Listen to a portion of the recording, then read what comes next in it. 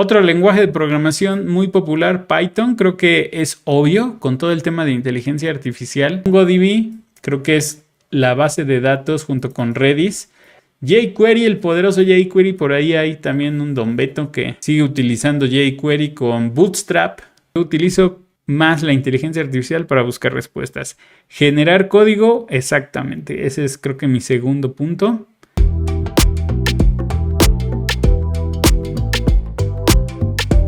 La encuesta de developers de Stack Overflow.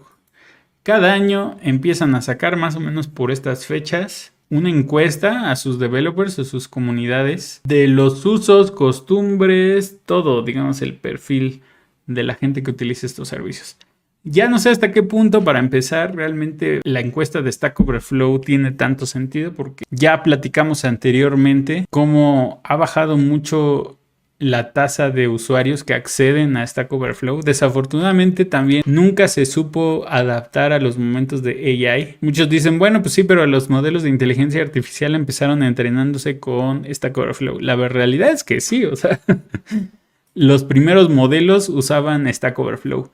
Ya a este punto realmente no utilizan Stack Overflow porque ya Stack Overflow no se actualiza tan rápido. Entonces, pues sí, desafortunadamente Stack Overflow en términos de AI se ha quedado muy rezagado, pero bueno, siguen lanzando estas encuestas y creo que nos dan una idea del panorama general de cómo se encuentra el estado del desarrollo, aunque obviamente con sus matices, porque Stack Overflow como comunidad, plataforma de comunidad de desarrollo, siempre ha estado más orientado para, por ejemplo, temas de .NET y quizá un poco más, en segundo lugar, temas web. Entonces tampoco es que represente a todo el universo de developers que hay en el mundo. Quizá en algún momento, cuando no existía AI y estábamos felices con postear nuestras preguntas, aunque sabíamos que nos iban a dar un botito negativo y nos iban a insultar en los comentarios, seguíamos teniéndole fe a Stack Overflow. Pero bueno, vamos a revisar los datos más importantes. No pienso revisar todos porque son muchas categorías y creo que no es tan importante. Por ejemplo, el perfil de los que contestan, pues no. Sé que son developers y eso me basta. Vamos a ir con el tema de tecnología. Creo que aquí sí está un poquito más interesante ver cómo se desarrolla las tecnologías. Para nadie es sorpresa que JavaScript sigue siendo el lenguaje de programación más usado dentro de Stack Overflow y en general tecnologías web. Por ejemplo, HTML, CSS, no diría que son lenguajes como tal, pero es el combo, ¿no? No puedes utilizar JavaScript sin HTML y CSS. En algún punto los tienes que combinar. Después, tercer lugar, bases de datos en SQL. Creo que ese está bastante bien.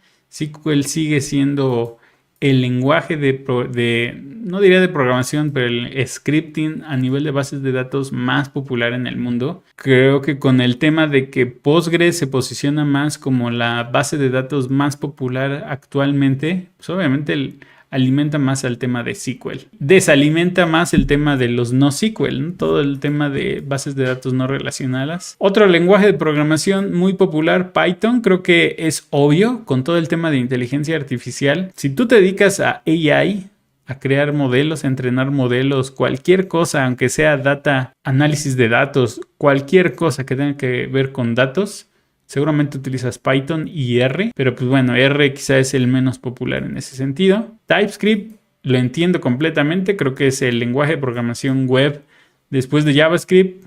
Digo, es un super lenguaje basado en JavaScript, pero es ahorita el estándar. Si quieres crear aplicaciones web completas, robustas y seguras a nivel de, digamos, de tipos de datos, web tiene que ser JavaScript. Y pues las de cajón, ¿no? C#, C++ y C, por ahí también. Digo, C# más de Windows, C++ de sistemas y C. Siguen siendo ahí los top of the top. So aquí hay varios Don Betos contestando. Aquí también hay otros varios Don Betos, Fortran y Erlang. Y ya las demás, la verdad, son lenguajes ahí medio terciarios. Bases de datos. Aquí, como les decía, Postgres se sigue posicionando como la mejor base de datos, incluso en lugar de MySQL o MySQL. Bastante impresionante. SQL Server, como les decía, hashtag encuesta de Microsoft. Redis para temas de bases de datos también.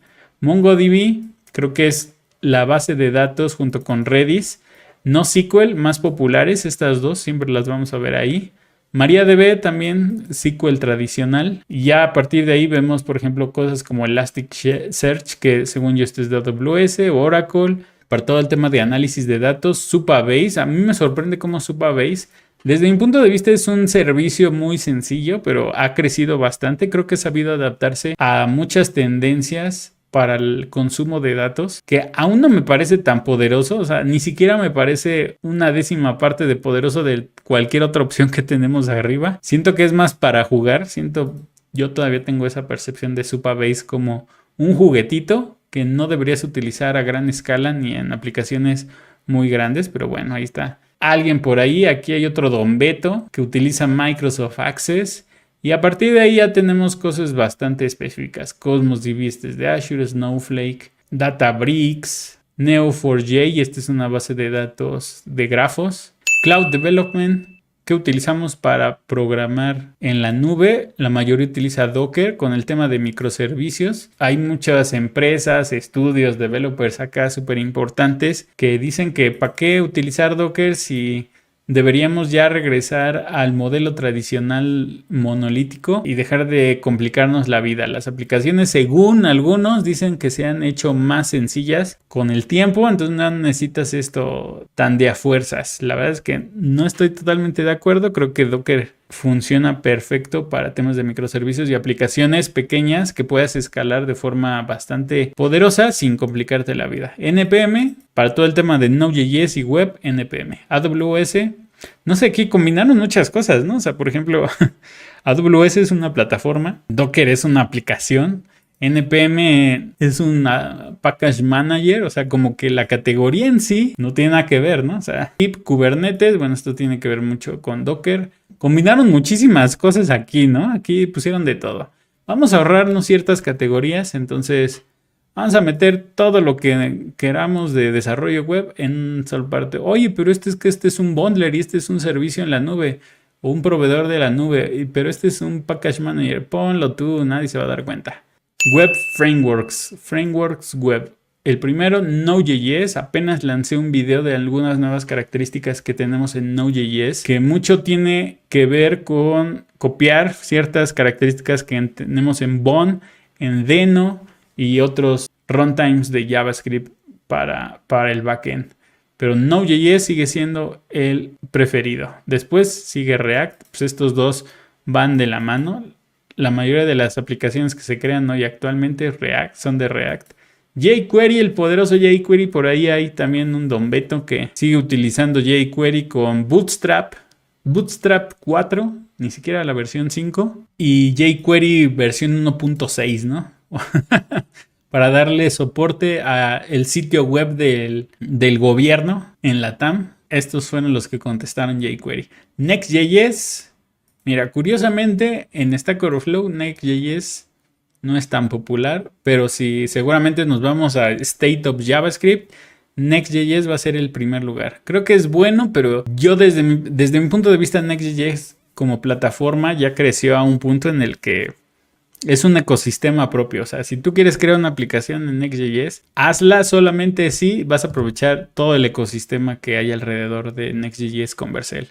Angular, aunque parece raro, va mucho de la mano porque muchos developers que utilizan .NET les gusta Angular para el frontend. Curioso. ¿No les parece eso curioso? ¿No les parece eso curioso? Vue.js para mí debería estar un poco más arriba, pero de nuevo, la comunidad no lo utiliza tanto. En el State of JavaScript seguramente este aparecería en segundo lugar o en primer lugar después de React. Alguien todavía está utilizando AngularJS. Este cuate se quedó en el pasado. Vamos en Angular 19 o 20 y este cuate se quedó en la versión 2. No, pues sí. O sea, también hay medias cosas bien extrañas, ¿eh? Porque, por ejemplo, ¿quién contestó que utiliza AngularJS? Para empezar, es una tecnología que solo duró 1, 2, 3 años. IDEs. Creo que esta categoría está bastante interesante. ¿Qué utilizamos para programar? ¿Qué IDEs utilizamos? Visual Studio Code sigue siendo indiscutiblemente el más popular. Por más que muchos digan que Cursor es mejor, no entiendo cómo pueden decir que Cursor es mejor si es un fork de Visual Studio Code. Está medio extraño, ¿no? ¿Cómo ven esa parte? Notepad++, mira aquí. Arriba los Notepad++. Aquí también seguro está Don Beto, ¿eh? Don Beto no usa Visual Studio Code, él usa Notepad++.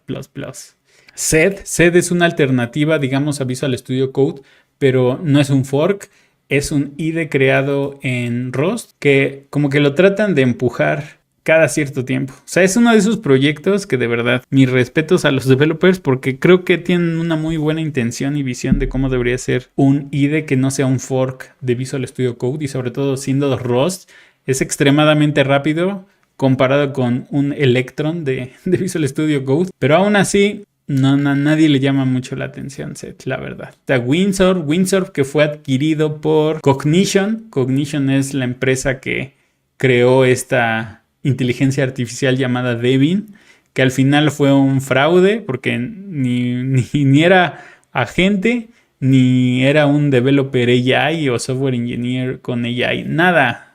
O sea, ni siquiera sé realmente ahorita qué vende Devin, si ese producto de developer con AI que presentaron al inicio. Entonces yo creo que al final dijeron mejor vamos a comprar Windsurf. Desarrollamos Windsurf y ya vemos qué hacemos con nuestra propia AI. De hecho realmente IDE, yo les podría decirles IntelliJ, Android Studio, Visual Studio. O sea, si nos vamos por la definición de IDE, Xcode, Eclipse son IDEs. PHP Storm, PyCharm son IDEs completos. Los demás son editores de código. Pero bueno, ahí quisieron categorizar a todas las opciones. LLMs, mira, esta está buena, esta categoría. ¿Qué modelos utilizan los developers que usan Stack Overflow? OpenAI, GPT, la mayoría. Seguramente, pues sí. O sea, Claude Sonnet, como les decía, para mí es el mejor en términos de precisión de respuestas. Creo que Claude Sonnet es muy bueno. Gemini Flash, no entiendo, quizá para la generación de imágenes, pero siento que ¿por qué utilizarías Gemini Flash si tienes el Gemini Pro? OpenAI, el modelo de razonamiento. OpenAI Image. Gemini Reasoning. DeepSeek, por aquí está. Alguien utiliza todavía, 17% utiliza Llama. No sé por qué utilizarían eso. Microsoft también tiene unos modelitos que obviamente no se comparan con GPT. Se llaman Pi o Phi. Amazon Titan. Wow, qué cosas tan extrañas. Pero pues sí, aquí el líder indiscutible es GPT y Claude Sonnet. Y pondría yo a Gemini, o sea, sin dividir la categoría entre razonamiento o si es Flash o Pro. GPT, Claude Sonnet, Gemini. Esos son los tres proveedores de modelos o modelos más poderosos que tenemos actualmente. Todos los demás yo diría que están en un buen intento. Creo que el tema del sentimiento vale la pena analizarlo. Dice, ¿cuál es tu sentimiento con el uso? Dice, la mayoría lo usa todos los días. Algunos otros lo utilizan de forma semanal. Después sigue, no planea utilizarlo. O sea, en un tercer lugar, bastante poderoso el que no planean utilizarlo. ¿Pero por qué será? Yo creo que uno es el costo, porque nos estamos acercando a un punto en donde muchas herramientas están liberando más sus modelos para que los puedas utilizar de forma gratuita. Pero a su vez los más poderosos, los que sí realmente valen la pena, son de pago, es una suscripción y quizá no todas las empresas se puedan dar el lujo de pagarle a sus developers sus $10 de GitHub Copilot o 20 de cualquier otro modelo, llámese Cursor o Windsurf, llámese Google Gemini, llámese lo que quieran. Entonces quizá es muy entendible que no todas las empresas, por más hype que haya respecto a inteligencia artificial, pues están dispuestas a gastarse varios dólares al mes para sus equipos de desarrollo o simplemente no quieren que se entrenen esos modelos con el código interno de una empresa, que también es bastante aceptable y respetable en ese sentido. ¿Cuál es tu sentimiento del uso de AI? Pues la mayoría dice que es favorable. O sea, no es muy favorable, es solamente favorable. Es decir, yo lo interpretaría como funciona, pero tampoco es la maravilla que nos estaban vendiendo al inicio, ¿no?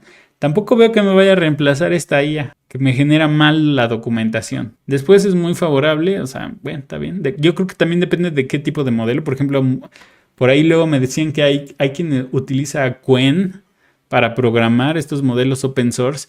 Y yo digo, o sea, está bien, no dudo que sean malos, pero tampoco siento que sean una maravilla. O sea, no creo que se comparen exactamente a los modelos más poderosos que tenemos. Pero, como les digo, si les sirve para programar de una forma básica, consistente, y que a lo mejor tengan que corregir la IA un par de veces, vamos a decirlo así, creo que es bastante útil utilizar estos modelos open source. Mira, ¿para qué utilizas más en tu flujo de desarrollo la inteligencia artificial? Creo que yo concuerdo con muchas de las respuestas. Buscar respuestas, definitivamente. Yo utilizo más la inteligencia artificial para buscar respuestas. Generar código, exactamente. Ese es, creo que, mi segundo punto. Aprender acerca de un code base es quizá de las cosas que menos utilizo porque personalmente no es tan fácil, dependiendo del tamaño del proyecto. No es tan fácil compartirle un par de archivos a miles de archivos y que te dé la explicación de todos. Creo que así no se me hace tan útil, no he encontrado la forma en la que sea útil para mí. Para debuguear y arreglar el código, para testing yo aquí le pondría en segundo lugar, casi. Yo utilizo mucho la AI para hacer código de pruebas. ¿Cómo te sientes con respecto al vibe coding?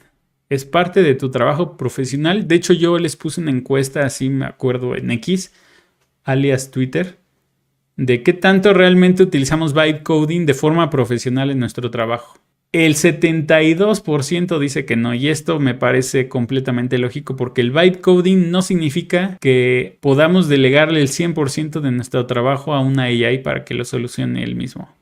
Creo que en eso estamos de acuerdo. Creo que el vibe coding es más para hacer pruebas, hacer códigos demo o aplicaciones demo. Por ejemplo, quiero, no sé, probar cierta API. Entonces le voy a pedir que me cree una aplicación con ciertas características para usar esa. Pero eso no significa que voy a hacer vibe coding de una aplicación en productivo, ¿no?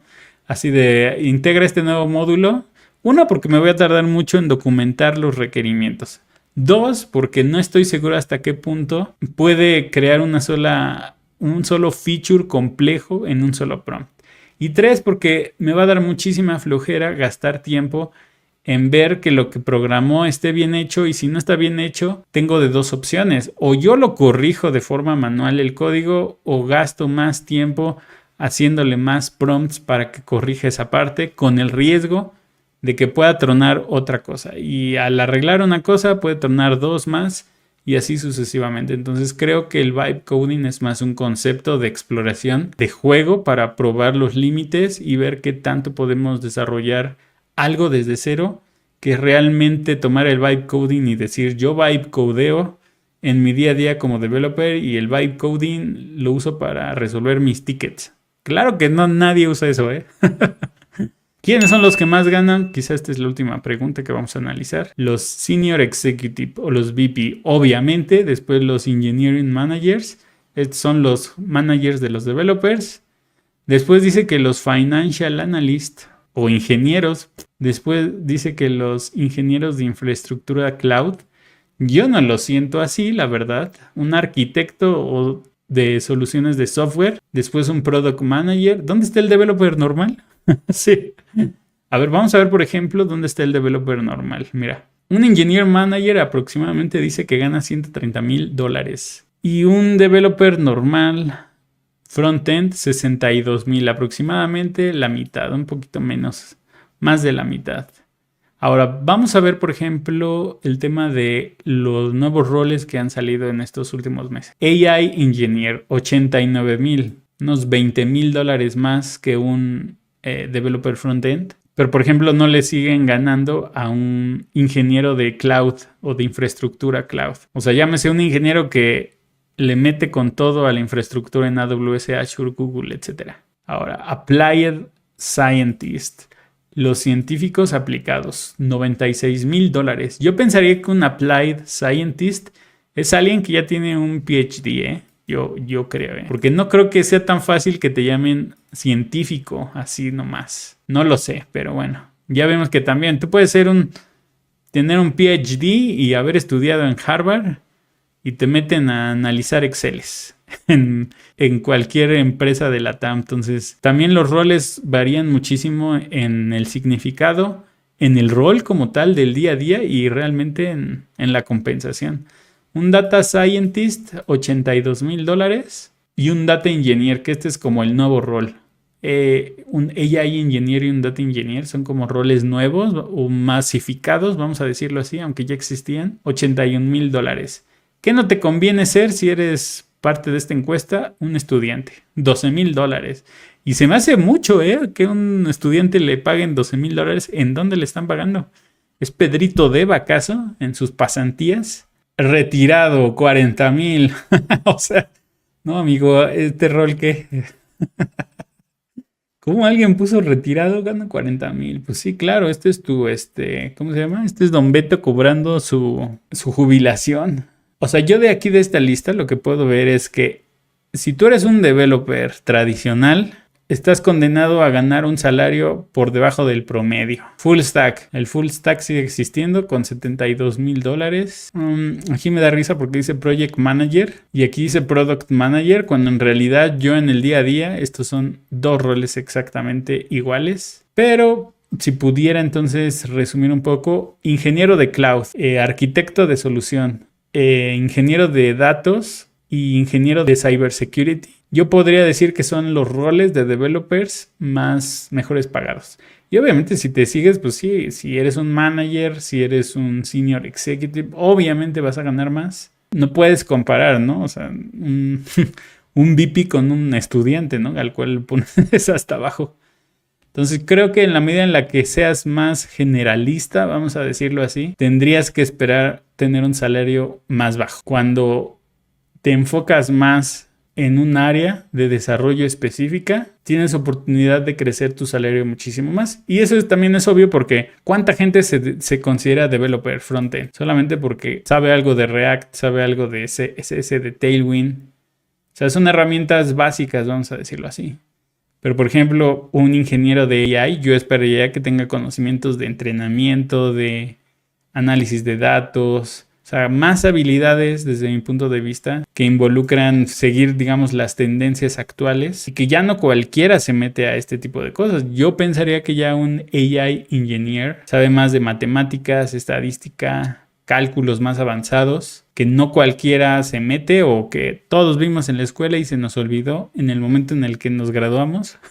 A comparación de un developer que normal te sabe crear tu aplicación de to-dos, pero no va más allá, ¿no? No tiene otra especialidad. Por eso creo que sí se nota un poco el tema de la especialización de abajo hacia arriba. Pero creo que nos da una idea básica de cómo funciona este mundo de la tecnología estos años. ¿Cómo podríamos mejorarla? Porque al fin de cuentas, algo que he aprendido es que hay que saber adaptarnos a lo nuevo que hay actualmente, y lo que estuvo en tendencia hace unos años no necesariamente va a estar en tendencia siempre, ¿no?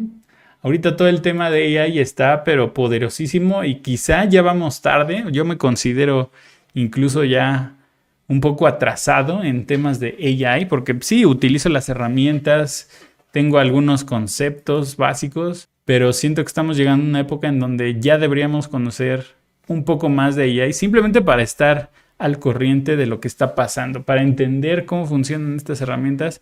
No significa que nosotros solitos, una persona, de la noche a la mañana vamos a crear un GPT-6, porque eso es imposible, pero sí conocer conceptos. Apréndete un concepto a la semana, ¿no? Por ejemplo, ahora encontré un canal en YouTube en inglés que explora cómo funcionan los transformadores, ¿no? En inteligencia artificial para el entrenamiento de modelos.